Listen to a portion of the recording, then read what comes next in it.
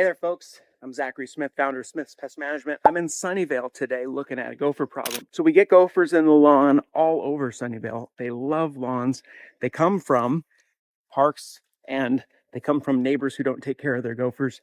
They travel back and forth between properties and they dig in and they eat your plants. So if you want to get rid of your gophers, let me give you a few tips and tricks, and then I'll tell you what we do as a professional. First of all, if you can, trap them early and often. It's not that easy, but it's not that hard. You got to probe around and find the tunnels, open up those tunnels and set the traps. Read the instructions on the traps. You can get the traps at the hardware store. I don't recommend repellent, and I really do not recommend the noisemakers that go buzz, buzz, buzz. They don't work. They cost you money and nobody gets results with those. Okay. You can try smoke bombs, which you can buy at the hardware store, or you can try bait. Again, you can usually get this at a garden center or hardware store. I'm not a huge fan of either of those methods because trapping works very well. But again, you need to find that active tunnel and put those products in those active runways so that they can reach the gopher. Gophers will travel through their network of tunnels on the regular, so they'll come across your traps, especially if you use some sort of lure like peanut butter or other things that rodents like, because they're rodent. What I do as a pro, I've been doing this for almost 20 years. When I get a call for a Sunnyvale home, is I look at the neighborhood,